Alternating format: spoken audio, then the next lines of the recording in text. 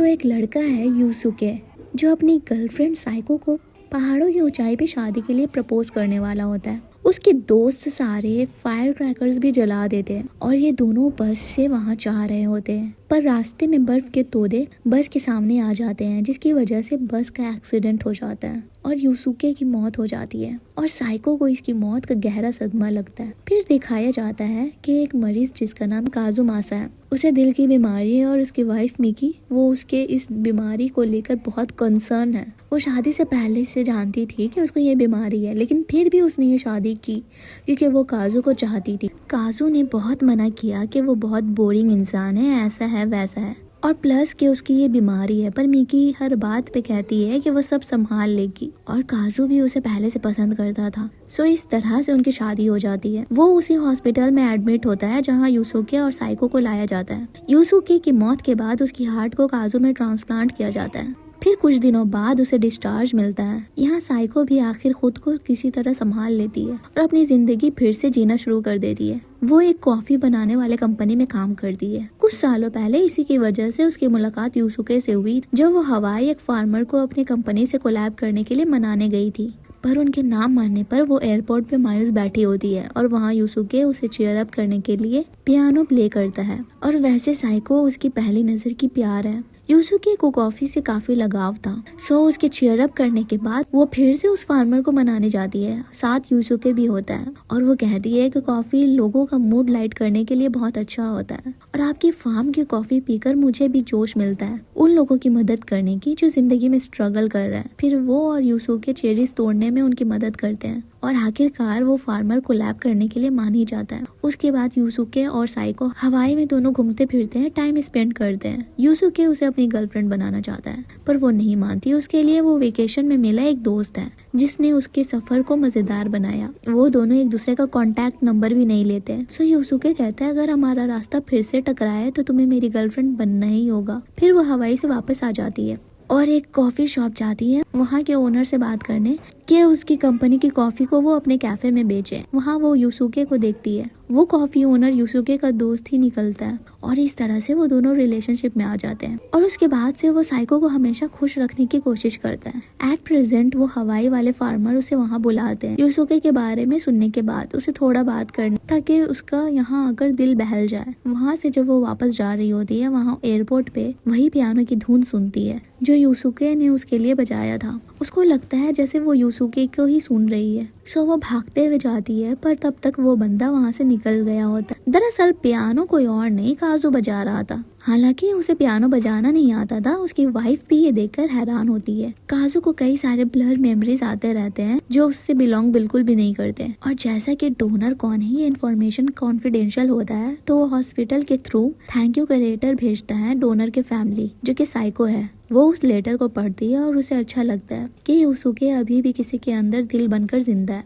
वो उस लेटर का रिप्लाई भेजती है जिसे काजू पढ़ता है। काजू एक स्कूल में स्टूडेंट्स के वेलफेयर से रिलेटेड काम करता है और वहाँ स्टूडेंट्स की मांग है कि उनके स्कूल में एक कैफे होना चाहिए। काजू जिसे कॉफी बिल्कुल भी नहीं पसंद था अब वो कॉफी बहुत शौक से पीता है। काजू और साइको दोनों एक ही ट्रेन से रोजाना अपने वर्क प्लेस पे जाते हैं, लेकिन कभी उनकी मुलाकात एक दूसरे से नहीं हुई और उन्हें एक दूसरे के पहचान के बारे में भी कुछ नहीं पता। एक दिन इसी तरह ट्रेन से सफर करते वक्त ट्रेन की खराबी की वजह से ट्रेन बीच में रुक जाती है। काजू वहाँ मुसाफिरों को कॉफी ब्रू करके देता है जिसकी मदद साइको करती है क्योंकि काजू को कॉफी ब्रू करनी नहीं आती। कॉफी तैयार करने के दौरान वो बिल्कुल यूसुके की तरह बात करता है। उसी मुलाकात में साइको को देखकर वही ब्लरी मोमेंट्स याद आने लगते हैं और वो उससे पूछता है क्या वो दोनों पहले भी कभी मिले हैं। साइको उसकी बातों में यूसुके की यादों को देख उस पे गुस्सा करती है और कहती है हम पहले कभी नहीं मिले। और ट्रेन ठीक होने के बाद वो अपनी सीट पे बैठ जाती है और सारी बातें केंगो जो यूसुके का दोस्त है उससे शेयर करती है और बोलती है यार मैंने कुछ ज्यादा ही ज्यादती कर दी उस बेचारे के साथ। हम एक ही ट्रेन पकड़ते हैं, अगर वो कल मिला तो मैं उससे अपनी इस बिहेवियर के लिए माफी मांग लूंगी। वहाँ काजू की बीवी भी परेशान होती है अपने हस्बैंड में बदलाव देखकर। अगले दिन वो जब ट्रेन में उसे देखती है उसे सॉरी कहती है। फिर दोनों अपने इंट्रोडक्शन देते हैं। फिर वो बताती है अपने काम के बारे में और काजू को बताती है कि कॉफी ब्रू करने का सही तरीका क्या है। यहाँ से दोनों में बातों का सिलसिला शुरू हो जाता है। वो रोज काजू के साथ अपनी कहानी शेयर करती रहती है काजू भी उसकी बातों को सुनकर खुश होता है और मुस्कुराता है। एक दिन वो बताती है कि कल उसका बर्थडे है और उसके कॉलीग उसे सरप्राइज देने वाले हैं और वो ये सरप्राइज के बारे में जानती है तो उसे कैसे रिएक्ट करनी चाहिए। सो काजू उसे सजेस्ट करता है कि पहले सरप्राइज हो जाने का एक्टिंग करे, फिर बाद में सबको सच बताकर उन्हें सरप्राइज दे दे। अगले दिन अपने बर्थडे के दिन वो ट्रेन में काजू का वेट करती है पर वो आता नहीं है क्योंकि उसकी बीवी उसे अपने एप्पल फार्म ले जाती है। वो अपनी बीवी को बताता है कि सर्जरी के बाद वो अजीब से महसूस करता है जैसे कि कोई और भी है उसके अंदर। नेक्स्ट डे स्कूल में कैफे के काम के लिए अपनी कंपनी की तरफ से साइको वहाँ जाती है जहाँ काजू काम करते हैं। वहाँ फिर एक पुरानी ब्रू मशीन को रिपेयर करने के लिए वो अपने एक सीनियर को बुलाती है जो इस काम में माहिर है। उस रोज बहुत तेज की तूफान आ जाती है और बहुत बारिश होती है। सारे स्टूडेंट्स भी स्कूल में फंसे होते हैं। काजू भी अपनी बीवी को कॉल करके बोल देता है कि वो शायद आज नहीं आ पाएगा। वहाँ साइको स्टूडेंट्स के खाने के लिए बेक्ड पोटैटो बनाती है बाकी सारे स्टाफ के साथ और कॉफी भी डिस्ट्रीब्यूट करती है और फिर लाइब्रेरी जाती है और कॉफी के एनसाइक्लोपीडिया पढ़ती है और पढ़ते पढ़ते सो जाती है। वहाँ काजू उसे ढूंढने आता है और उसे सोते देख फिर से एक मेमोरी याद आती है जहाँ साइको सोई होती है। यूसुके उसे अडोरेबल वे में देखता है। फिर काजू साइको को बिलेटेड बर्थडे विश करता है बिल्कुल यूसुके के अंदाज में, जिसे सुन वो कहती है ऐसी बातें यूसुके किया करता था जो उसका बॉयफ्रेंड था और अब वो इस दुनिया में नहीं है। तो काजू समझ जाता है कि वो डोनर यूसुके ही था। फिर वो ये बात साइको को भी बताता है। पहले तो वो इनकार करती है कि ऐसा कैसे हो सकता है, ये इन्फॉर्मेशन तो कॉन्फिडेंशियल रहता है। फिर उसे कंफर्मेशन मिलता है जब वो लेटर के बारे में उसे बताता है। अब जैसा कि उसे पता है काजू के अंदर यूसुके रह रहा है तो वो उसकी हार्ट बीट सुनती है। यूसुके को महसूस करने के लिए वो डोनर के बारे में अपनी बीवी को बताता है पर वो सुनना नहीं चाहती है क्योंकि उसे डर है कि उसका हस्बैंड उससे दूर हो रहा है। केंगो भी साइको को यहीं रुकने को कहता है और काजू से मिलने को मना करता है। वो कहता है कि ये यूसुके नहीं है पर वो बात नहीं सुनती है उसकी। काजू फिर केंगो के कैफे जाता है, उससे मिलता है और कहता है कि मुझे समझ नहीं आ रहा है जो भी साइको के लिए फील करता हूँ वो मेरी फीलिंग्स है या यूसुके की। फिर वो स्टेशन में साइको को उदास बैठे देखता है जो केंगो की बात से सैड थी। वहाँ वो उससे पूछता है अगर यूसुके होता तो उसका मूड ठीक करने के लिए क्या करता। तो वो उसे टीज करते हुए कहती है कि वो उसके लिए ब्रेक डांस करता। तो काजू भी ये करने के लिए तैयार होता है पर वो उसके ब्रेक डांस में खुद को ब्रेक करने से रोक लेती है। काजू भी आता है, उसे हक करके कहता है यूसुके की हार्ट बीट सुनने ताकि उसका मूड ठीक हो जाए। वेल काजू खुद भी परेशान है। साइको के लिए जो भी महसूस कर रहा है वो उसे समझ नहीं आ रहा है वो यूसुके की वजह से या ये उसकी खुद की फीलिंग्स है। और दूसरी तरफ अपनी बीवी के बारे में सोचकर भी उसे अच्छा नहीं लगता। फिर दिखाया जाता है कुछ साल पहले का सीन जहाँ काजू स्टोर के नीचे किसी का इंतजार कर रहा होता। बारिश बहुत होती है। वहाँ उसी स्टोर के पास साइको आती है जिसके पास छाता नहीं। वो यूसुके को बुलाती है छाता लेकर पर वो जब वहाँ आता है तो छाता नहीं लेकर आता है क्योंकि वो भूल जाता है। फिर दोनों में नोकझोंक होती है जिसे देख काजू हंसता है। उतने में वहाँ मिकी कार लेकर आती है काजू को लेने। काजू फिर कार से एक छाता और बूट निकाल कर उन्हें देता है क्योंकि साइको का सैंडल टूट गया था बारिश में। यानी काजू और साइको दोनों हार्ट ट्रांसप्लांट के पहले भी मिल चुके हैं।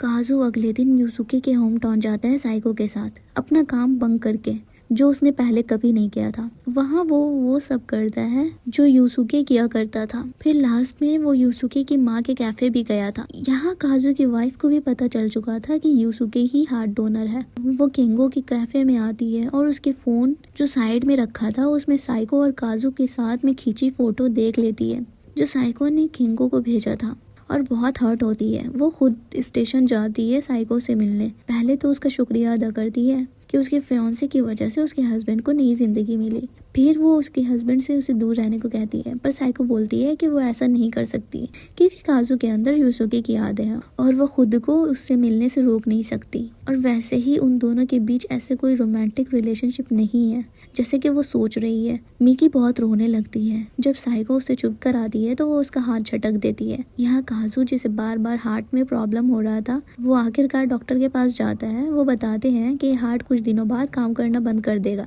यानी कि काजू मरने वाला है। दूसरी तरफ घर जाते वक्त एक तो वैसे ही साइको मिकी की बातों से फ्रस्ट्रेट होती है, ऊपर से उसके दोनों सैंडल्स टूट जाते हैं। वहाँ काजू आता है जो साइको के घर को देखकर रुकता है जो उसने यूसुके की मेमोरी में देखा था। उसके सैंडल टूटने पर वो उसे पिगी बैग राइड देता है, उसे वहाँ आने की वजह बताता है और पूछता है यूसुके ने तो ये पिगी बैग राइड उसे बहुत बार दिया होगा। वो कहती है कि नहीं कभी नहीं क्योंकि यूसुके खुद उसके साथ नंगे पांव चलता था। काजू कहता है कि उसने आज पहली बार किसी को ऐसे पिगी बैग राइड दिया है। फिर वो उसे घर के अंदर तक ले जाता है और जब वो वापस जाता है तो साइको उसे रोक लेती है। फिर उन दोनों के बीच इंटीमेसी होने लगती है, पर साइको खुद को रोक लेती है कुछ आगे होने से। जब काजू वापस जाता है तो उसके घर पे वही बूट और छाता देखता है और समझ जाता है कि वो दोनों पहले भी मिले थे। साइको को भी वो मुलाकात याद आ जाती है। वहाँ काजू परेशान है डॉक्टर की बात से कि अब वो मरने वाला है और उसके पास बहुत कम वक्त बचे है। और यहाँ साइको अपनी हरकत से परेशान है। वो अपने दिमाग हल्का करने के लिए जॉगिंग पे निकलती है और एक पोल से टकरा जाती है। उतने में वो अपने सामने एक भालू को देखती है और घबरा जाती है। उतने में उसका कॉल बजता है और वो भालू वहाँ से भाग जाता है। वो कॉल हवाई वाले फार्मर अंकल का होता है। बात करते वक्त वहाँ रिपोर्टर्स आते हैं और उसका इंटरव्यू लेते हैं भालू को लेकर। अगली सुबह ये न्यूज़ काजू भी देख लेता है। उतने में उसको साइको का मैसेज आता है जो उससे मिलकर बात करना चाहती है। वो जब उसे मिलती है तो वो कहता है कि न्यूज़ देखकर उसे उसकी फिक्र हो रही थी। फिर वो कहती है कि उसे पता नहीं है जो भी कल रात उसने किया वो क्या था। वो अपनी फीलिंग्स को लेकर बहुत कंफ्यूज है। उसको समझ नहीं आ रहा है कि वो यूसुके की वजह से उससे मिलती है या वो खुद काजू से मिलना चाहती है। सो वो इस कंफ्यूजन को और झेल नहीं पा रही है, इसलिए वो काजू से कहती है कि अब वो उसे कभी नहीं मिलेगी और वहाँ से चली जाती है। काजू कुछ कह नहीं पाता है, ना ही अपनी फीलिंग्स को लेकर ना अपनी मौत को लेकर। वो बहुत सोच समझकर फिर साइको के घर जाता है, पर वो वहाँ नहीं होती है। किंगू के कैफे जाता है पूछने के लिए कि वो कहाँ गई। उसे पता चलता है कि वो काम के सिलसिले में हवाई गई है। सो वो उसे रोकने के लिए भागता है, भागते भागते गिर जाता है क्योंकि उसका हेल्थ उसका साथ नहीं दे रहा है। वहाँ वो निकल जाती है हवाई के लिए। अब वो हवाई में फार्म में है। उतने में उसे मिकी का कॉल आता है जो कहती है कि काजू उससे मिलने आ रहा है और वो ये बहाना करने वाला है कि यूसुके की यादें अब खत्म होने वाली है और वो तंदुरुस्त है। सो वो यूसुके की तरफ से गुड बाय बोलने आया है, पर वो सब झूठ है क्योंकि उसका दिल रुकने वाला है और वो मरने वाला है और अपने मरने से पहले साइको से मिलना चाहता है। इसलिए वो उसे उसके हस्बैंड का ख्याल रखने को कहती है, ये जानते हुए भी कि वो किसी दूसरी औरत के पास जा रहा है। उतने में वो दूर से काजू को आते हुए देखती है और काजू एकदम वही कहता है जो मिकी ने कहा था। फिर वो साइको के साथ अच्छे पल गुजारता है और लास्ट में एयरपोर्ट में उसके लिए पियानो भी बजाता है और उसे अलविदा कहकर वापस अपनी वाइफ के पास चला जाता है जहाँ वो एप्पल हार्वेस्टिंग कर रही है और कुछ दिन बाद उसकी मौत हो जाती है उसी हार्वेस्टिंग सीजन में। लास्ट में दिखाया जाता है कि साइको फिर से अपने काम पे जाने लगती है और फिर से नॉर्मली अपनी लाइफ जीने लगती है और वहाँ मिक्की भी आती है और कहती है कि उसे हार्वेस्टिंग करने में उसकी मदद चाहिए और बोलती है कि साल में इस हार्वेस्टिंग के सीजन में वो उससे मुलाकात कर लिया करे। तो इस ड्रामे में चारों कैरेक्टर अपने दिल की सुन रहे थे। जैसे कि यूसुके करता था कुछ भी ओवर द टॉप नहीं करता, बल्कि वो करता जो उसका दिल क्या करता। जैसे कि बारिश के उस दिन छाता ना लाना क्योंकि वो साइको के साथ भीगना चाहता था। वो उसकी सैंडल टूटने पे उसको कंधे पे नहीं उठाता बल्कि खुद उसके साथ नंगे पांव चलता। दूसरी तरफ मिकी जो अपने हस्बैंड की ये सब हरकत देखने के बाद भी उसकी फीलिंग्स को समझी और लास्ट में साइको से मिलने जाने भी दिया क्योंकि वो अपने हस्बैंड से बहुत ज्यादा प्यार करती थी और वो चाहती थी कि उसके हस्बैंड को मरने से पहले वो जो भी चाहे उससे मिले, चाहे उसे कितना ही बुरा क्यों ना लग रहा हो। काजू जो पहले हमेशा नॉर्मली ही जीता था, ना अल्कोहल पीता, ना क्लास बंक करता, ना दूसरे कपल्स की तरह मस्ती किया करता था अपनी हेल्थ की वजह से। पर उस दिन यूसुके और साइको को देखने के बाद ही उसने सर्जरी करवाने का डिसीजन लिया था ताकि वो भी बाकी सब कपल्स की तरह इस तरह मस्ती किया कर सके और बेवकूफ जैसी हरकतें कर सके, आज़ादी और जोश के साथ जी सके। और यूसुके के हार्ट मिलके उसे वो चांस मिला इस तरह से जीने का जो कि उसने जिया। अब बात करें साइको की तो वो काजू के टुवर्ड्स थोड़ी खींची चली जा रही थी। कंफ्यूज वो भी थी, लेकिन जिस तरह वो मिकी से काजू को मरने के बाद सुनकर रो रही थी, ये डिबेट करने वाली बात है कि क्या वो काजू के लिए रो रही थी या फिर यूसुके के लिए, क्या अब यूसुके का दिल मरने वाला है।